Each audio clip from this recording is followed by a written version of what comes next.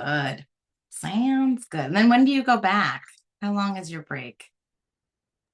This year we're going back, I think the second to last week in August.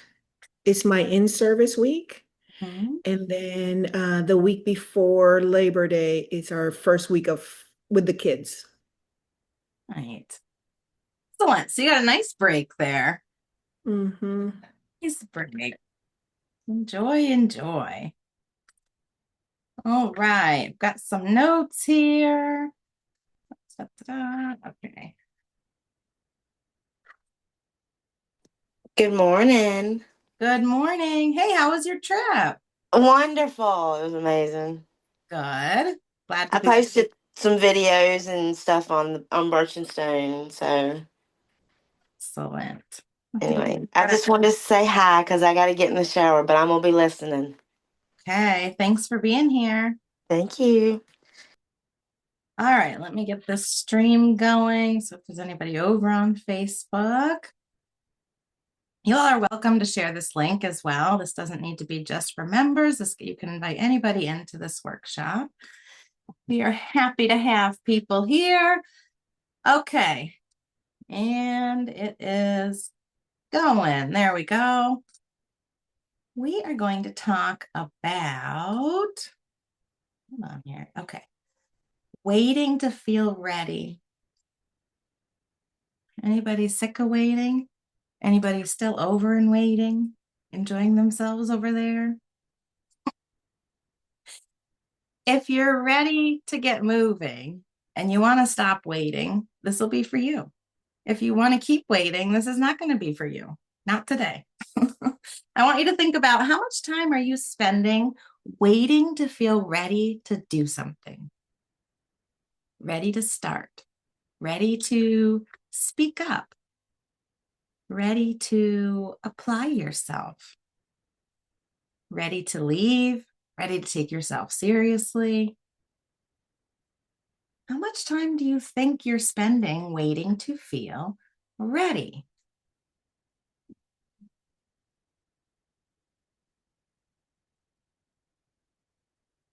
Some of us might be waiting to feel ready, thinking eventually I'll feel confident enough that I'll get going. The confidence is not going to come first. So if you're somebody waiting to feel confident and that means ready, you're going to be stuck waiting for a while.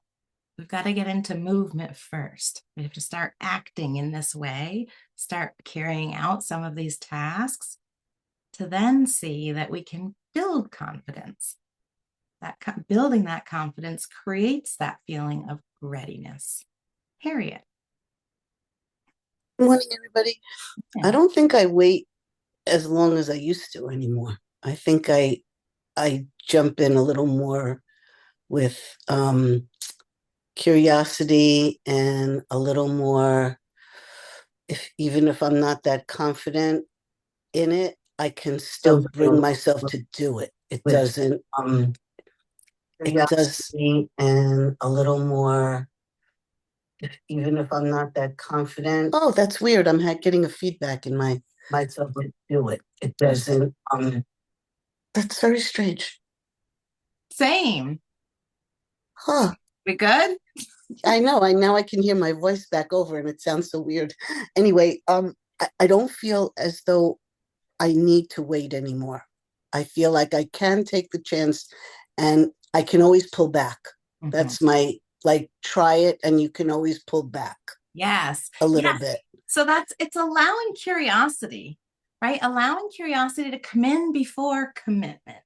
So I think this happens too. We say we're going to start something, we're going to try something, or maybe it's weight loss, right? I know that's a popular topic among us. So maybe we're thinking, okay, when we feel ready, we'll start doing that thing. When we feel confident, and we can also think that if we get going on it, we have to just now, this is what we do. This now I'm a morning exerciser. Now I just have to get up at 5 because I exercise at 5:30 and that's what I do. If you don't have the confidence that you'll be able to continue doing those things, you're not going to start because the brain thinks, okay, now this is what we do. We're committed. Now keep showing up, or this will be another thing that you quit or you don't follow through on or you stop. If we go in with curiosity first, okay, I think I'd like to start this. I wonder what this would be like. Now we're not locked into anything. There's nothing saying you have to keep doing this or you've messed up. It's more of a let's see, is this helpful? Do I like this? Would I keep doing it? What if a different time of day would feel different? When we start asking ourselves different questions, curiosity allows us to get in the room. Because we are human beings, we want to know what's the end result. And we want to know sooner than we're ready for it. So, is this going to get me to that weight? Is this going to help me feel this way? Is this going to be the thing I do always? And now we lock in. It's like, okay, let me figure out how do I do this all the time? We don't need to jump right to commitment. We've got to walk through curiosity first, just like we have to start movement or getting into action before we hit confidence. One does not come, the confidence does not come first. Just like commitment, not really going to come before curiosity in a way that feels doable. All right. So here's how waiting can kind of trip us up a little bit. There are times where waiting's appropriate, but a lot of times it just looks responsible. It looks thoughtful. It looks careful. You're taking your time. You're putting thought into it. You're getting a plan together. You're making sure you have everything all ready to go. But a lot of time, waiting is just fear of stepping into that new thing. That's it. We wait because we don't want to fail. We wait because we don't want to be embarrassed, or we don't want to disappoint ourselves, or we don't want other people to say, what's she doing? So we stay in preparation mode, thinking mode, research mode, talk about it mode. And that can be fun. That can be exciting. There's a lot of people over there doing that. Yeah, let's keep talking about that. Let's put a plan together. You know what we're going to do starting Monday? Yeah, let's do that. And that energy feels good. But eventually you have to decide this is when we start. Eventually you have to decide that these decisions are building my life. And my life is passing no matter if I'm sitting on the couch thinking about what I want to do or if I'm out there trying what I want to do. This is my life. So are you building a life and experiencing it? Or are you endlessly preparing the building of one? There's a difference. Imagine yourself 1 year from now. Not the version of you who finally got motivated, but the version of you who stopped hesitating so much. Complete opposite. So instead of waiting to just feel so motivated, we switch the practice to how could I stop hesitating quite as much? How could I hit the gas a couple seconds sooner and just go? Just get started on it. See what I learn.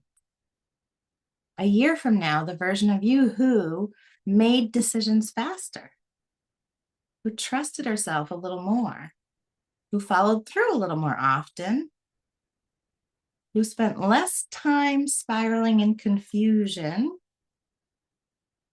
How different would your life feel? The gap between where you are now and where you want to be, it is not talent. It's not. It's delayed action. That's it. That's how you develop your talent. Get into action.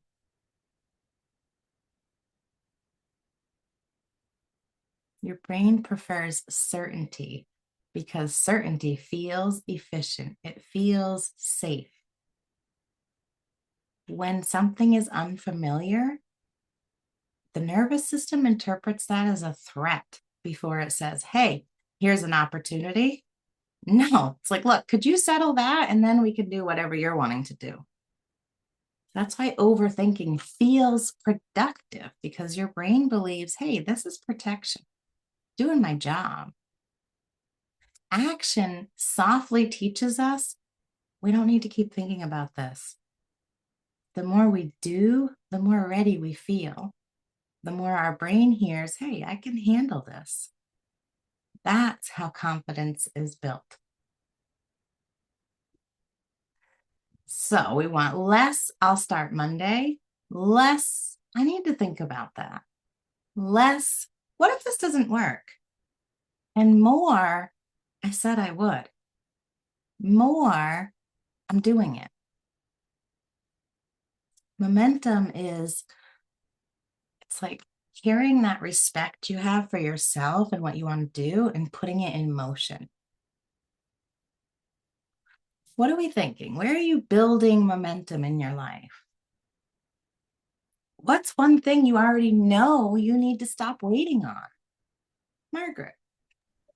So I noticed this past week that I was slipping on two things I have to be doing, and one is my PT, and one is what I think of as the second portion of my medication. It's not the prescription pills, but it's vitamins that I also need.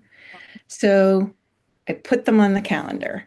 I'm using the calendar this week to get me in gear. So I've already done today half the PT just now, all the pills, the hairbrush, the bicycles that I do, one walk around the park.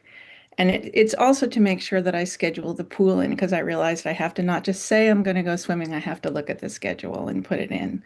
Yes. So I'm using more granularity in my plan my week to get things done. Excellent. Now, what's that doing to confidence? Even just this morning, any difference? A lot. I mean, one thing is I didn't take a nap yesterday and I slept until 6 this morning, which is like unheard of. Mm-hmm. Mm-hmm. So we're feeling like, okay, we can get these things done, giving yourself a list, giving an order to the list, and now let's execute the list. This is what we do on Sundays. For any of you that don't come to plan your week, Sundays is all about, okay, doing this whole download. Let's get everything out of our head. What's everything we want to get done, need to get done, think has to get done. That list might look 3 pages long, and that lets us see, wait, this is not going to be doable. Now we need to pick priorities. What's most important here? And how can we get that on the calendar to teach ourselves we are people who follow through? If it goes on the calendar, it's as good as done. I will do it. Did you want to add to that, Margaret? I saw you waving. Yeah, and just say also I have a bunch of like extra doctor's appointments in the next few weeks, and that's never going to stop as life goes on, and I have to coordinate those with my husband. So it's also putting all of that in, making the phone calls I have to make, and I hadn't done it again with that granularity before. Excellent. Keep at it. Lachelle, good morning. Hey, good morning, Coach. One of the things that I've done, because I have such a very full schedule, I'm trying to be much more intentional about my bedtime. And I knew that this morning it was important for me to go to this strength training class, and it's at 7. It's a 30 to 35-minute drive to get there. So I had to go to bed. Like, it had to start the night before. And I went in the bedroom at 9. Came back out for water. Went back to bed. Got in the bed really at 9:30. Then by like 9:40, I was like, okay, phone down. Like, it was such a toddler system, I would say. But by 10 o'clock, though, lights were out and I was out. And that was wonderful. I'd like to move that up just a little bit. But, when the clock went off at 5:30 this morning, I was up at 'em, and that's that. And so I'm just going to put that on repeat tonight. And Yes. that's what I'm going to do.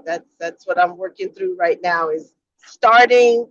My day doesn't start with the morning. It really starts the night before. Yes. Yes, that's so true. Even your thinking. You all know, if you'll notice, when you wake up in the morning, if there's something unsettled, your thinking usually starts with the night before or the day before or the first thing you need to worry about. If it's not intentional, it's going to unintentionally slide back into what was that? What was over here? What was last night? Oh, yeah. Or, oh, yeah. Okay. Here's what we do now. We get up at 5:30 because we followed the bedtime routine. And it's okay if it seems toddler-like. That's what we need when we're practicing something new. We need step by step, and then, and then, and then. Otherwise, we conveniently slip into confusion. I'm not really sure what's next. Let me think. No, what's next is we put the phone down. It's time for bed, right? And we know that. We know that. We just need to help the toddler. No, we're not watching one more video or doing one more thing. I know this is what we normally do, but now we're trying something different and we're getting up early in the morning tomorrow, so we need sleep. It's literally reasoning with yourselves, you all, and letting yourself hear the other side of the conversation. Yes, we know staying up late would be fun. Yes, we know one more snack probably wouldn't hurt. What about just a little bit? But do we also hear the other side of the conversation? But this is what you're working towards. This is what you want. This is how you want to feel in the morning. Let's do some activities that support that. So what is one thing that you already know you need to stop waiting on? You don't need to feel ready to take a step, but you do kind of know waiting's not serving me. What's one decision you could make? What's one action you could take? One step forward.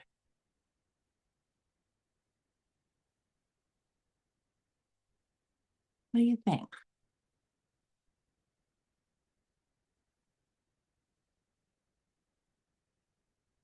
Margaret's going to plan a few summer trips.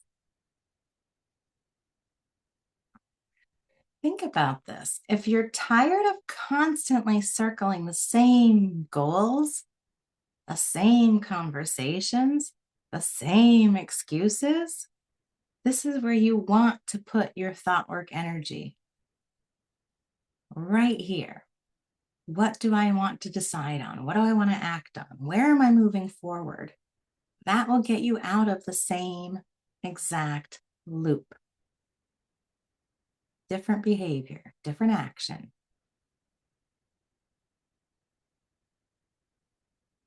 Kathia says, I finally signed up for my stretch coach certification.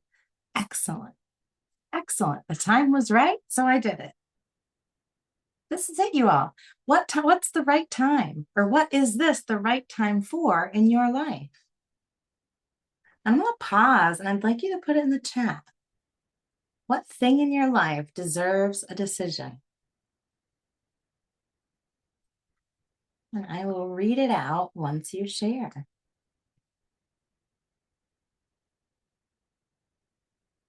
Imagine going through your whole week waiting for decisions versus going through your week being the person who decides. Sheila will get some exercise done. Kathia is going to spend some time deciding whether or not to retire from the preschool job. Valerie is going to make some decisions or take some movement on her health.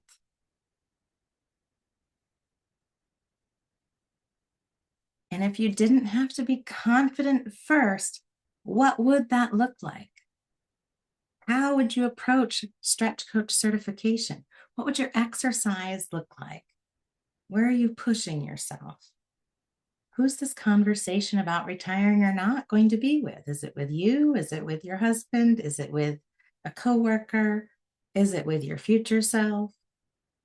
Your health. What exactly are you going to be looking at? The more we know moving into the week, the more energy we have to put into those things in the week. If we leave decisions still to be made during the week, we take that energy to make decisions. So when we calendar things, we want to calendar in results, right? So for example, we could say, Sheila will say, Tuesday, 9 a.m., strength class. And that would be 9 to 9:45. So when she gets to her calendar, Tuesday at 9 a.m., it's not going to say exercise, which would ask her, what do you want to do? For how long? Where are we going? Are we doing it with anybody? And she sees 9 a.m. strength class. Now we have no questions. Okay, this is what I'm doing. No energy spent on decisions and all energy spent in strength class creating that result. right? So the more specific you can be now, the easier it will be to execute throughout the week. All right, I have where'd it go? Did I already put it? I guess I did. I think this actually will be a good journal, so I'm going to put it again in case you came in a little bit late.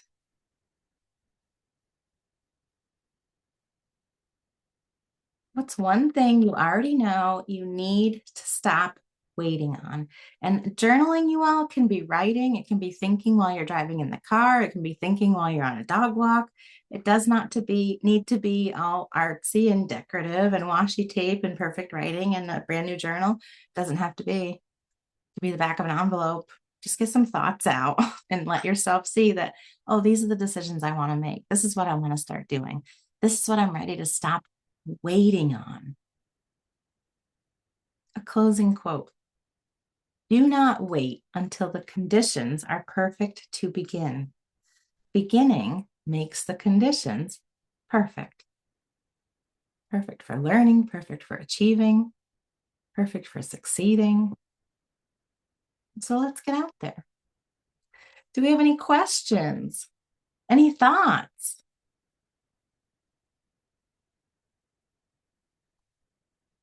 Thanks, Harriet. A great start for Monday. Excellent. Feels so good to be normal and loved. Thank you, Emily. Oh, Thank thanks, Linda. All right, you all, you are not too late for your goals. They're yours to get. So go get them. One decision, one action at a time. And I'll be back again next week, 8:15, right here. We'll see you next time.